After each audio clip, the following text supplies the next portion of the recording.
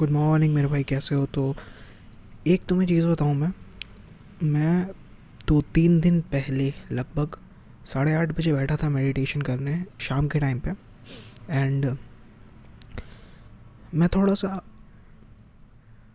Irritating mood में था उस समय। पता नहीं क्यों मेरे जो माइंड वेव्स थी वो थोड़ी सी डिस्टर्ब थी और मुझे कुछ अच्छा नहीं लग रहा था। तो इसीलिए जब भी मेडिटेशन में मैं बैठता हूँ, मैं डीप में गया हूँ, हमेशा अक्सर ऐसा ही होता है कि मेरे जो वेव्स होते हैं माइंड के वो इतने पीसफुल कामनेस नहीं होते हैं जब मैं मेडिटेशन करने बैठता हूँ।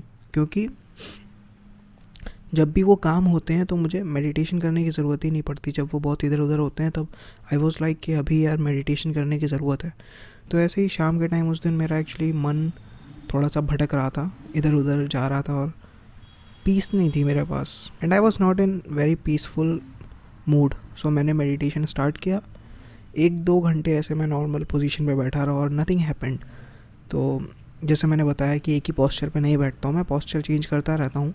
क्योंकि ब्लड फ्लो जब रुकने लगता है पैर पे 1 घंटे बाद तो मैं चेंज कर लेता हूँ। तो उस टाइम कुछ मेडिटेशन ऐसा हुआ नहीं।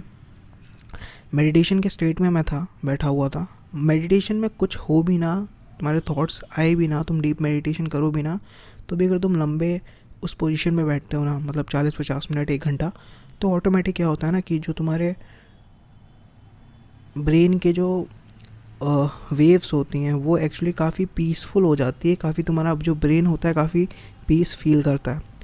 तो मैं ऐसे ही बैठा हुआ था, 2-3 घंटे तक मैं ऐसी स्टेट में बैठा हुआ था और कुछ ऐसा हुआ नहीं। फिर उसके बाद 11:30 बजे के 11:30 बजे के आसपास मैं उठा और किचन में गया, थोड़ा पानी वानी पिया, फिर मैं आके मेडिटेशन के स्टेट में बैठ गया। 3 घंटे हो चुके थे लगभग मुझे मेडिटेशन करते हुए। फिर मैं दोबारा बैठ गया। फिर मेरा जो मेडिटेशन हुआ वो रात के 3:30 बजे तक हुआ। वो जैसे कहते हैं ना, मेडिटेशन में जब तुम बैठते हो तो अचानक से नहीं होता है, कभी कोई थॉट तुम्हारे मन में ऑटोमेटिक आता है, फिर तुम उसमें उसी के जोन में चले जाते हो। वो लगभग लगभग हुआ 4 घंटे तक। एंड अगर तुम टोटल टाइम देखो तो मैं 7 घंटे तक लगभग मेडिटेशन के स्टेट में बैठा रहा। एंड जो मुझे एक्सपीरियंस हुए, मतलब जो मेरे थॉट्स डीप में जाता गया तो बहुत ही कमाल की चीज़ें मुझे दिखी, जो अभी मैं तुम्हें बताऊंगा। सबसे पहले चीज़ तो मैं तुम्हें ये बताना चाहता हूँ कि यार कभी भी मैं मेडिटेशन बैठता हूँ ना तो थॉट्स चेंज होते रहते हैं। एक जैसा थॉट कभी नहीं आता है, एक जैसी फीलिंग भी कभी नहीं आती है। फीलिंग हमेशा चेंज होती रहती है। इसीलिए मैं मेरे एक्सपीरियंस इतने ब्रीफली नहीं बताता हूँ, क्योंकि वो एक जैसे कंटिन्यूस नहीं रहते। तो मुझे एक्चुअली ये प्रॉब्लम होती है कि अगर मैं तुम्हें कुछ शेयर कर रहा हूँ फिर उसके बाद वो कंटिन्यूस नहीं रह रहा है तो फिर तुम मुझसे कह सकते हो ना ब्रो कि मुझे वो फील नहीं हुआ जो आपको हुआ। और ये ऐसा होता है कि मेडिटेशन में जिसको जो फीलिंग आती है वो हर पर्सन को अलग अलग आती है, क्योंकि हर कोई अलग अलग व्यू से दुनिया को देखता है। आँखें एक ही होती हैं लेकिन हर आँख एक जगह एक चीज़ को नहीं देख रही होती है। तो इसी वजह से जब तुम मेडिटेशन में जाते हो तो हर किसी के जो थॉट्स होते हैं ना वो डिफरेंट डिफरेंट होते हैं। कभी कभी कोई मेडिटेशन के बड़े लंबे उसमें पहुंच जाता है तो उसका जो थॉट होता है वो अलग ही लेवल पे होता है। मैं तुम्हें मेरा एक्सपीरियंस बता रहा हूँ उस दिन मुझे क्या हुआ। तो I was just setting in a meditation posture, then randomly a thought came in my mind, like Baahubali वाली जो मूवी थी। रैंडमली वो थॉट आया कि मैं एक झरना टाइप का हूँ। मैं I was not like in my body, I was just like अ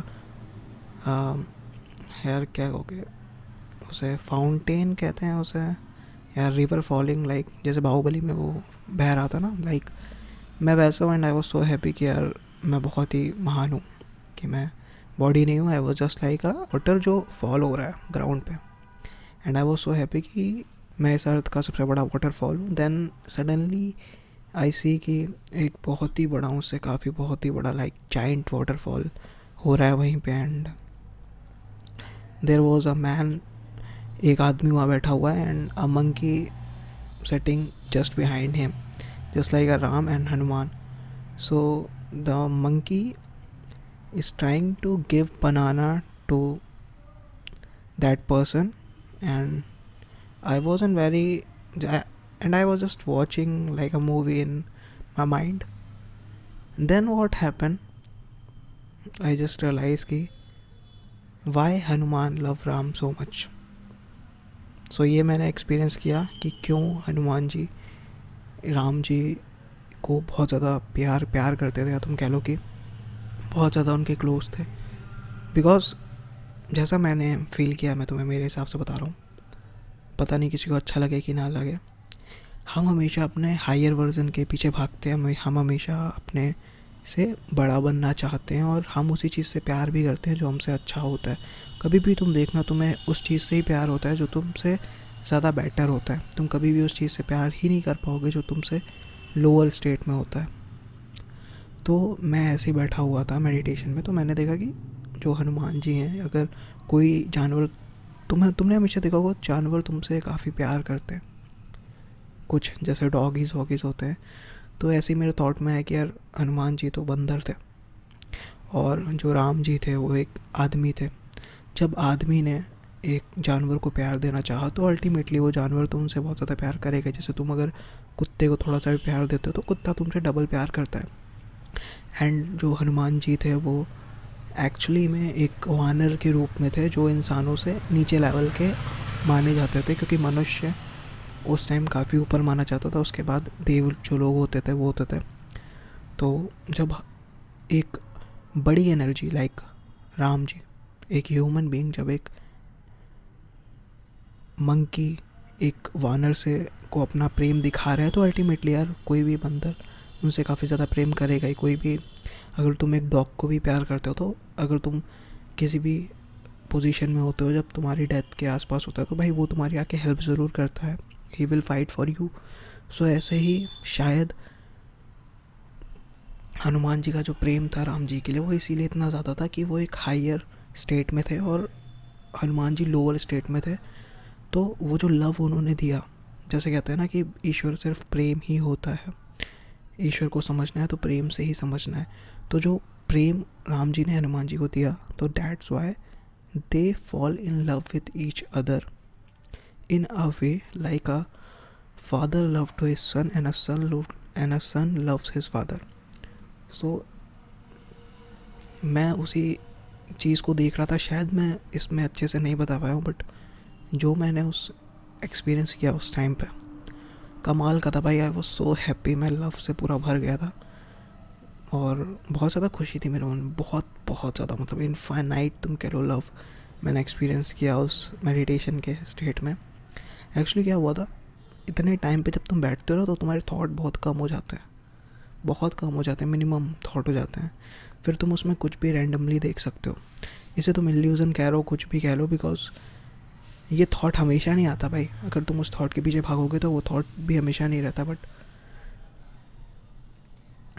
ऐसे एक्सपीरियंस हो सकते हैं तुम्हें मेडिटेशन में कि तुम कुछ देख रहे हो, और एक्चुअली कह लो कि ये ब्रेन से ही कुछ कनेक्टेड रहता है। बट जिस तरीके से मैंने उस पर्टिकुलर मोमेंट को देखा ना भाई, आई was just fall in love.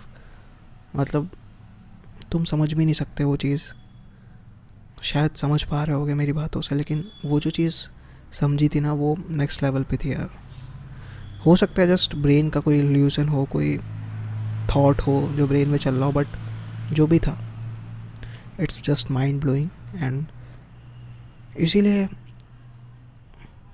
और एक और रीज़न हो सकता है कि वो थॉट क्यों चला, क्योंकि उस टाइम ना जब तुम रात में मेडिटेट करते हो, जब बहुत ज़्यादा शांति होती है, तो तुम्हारे थॉट इधर उधर भटकते नहीं हैं, you were just very calm. So that is all my experience of 7 hour of meditation. और रैंडमली होता है भाई ये सब, कभी मैं कोशिश भी करता हूँ ना लंबा बैठने की, तो बैठ नहीं पाता। और कभी कभी ऐसा होता है कि ब्रेन में कुछ अंदर से अच्छा नहीं लग रहा होता है, तब वो मेडिटेशन लंबा हो जाता है और बहुत ही बढ़िया लगता है, और बहुत ही कमाल के एक्सपीरियंस होते हैं उस टाइम मेडिटेशन में। बिकॉज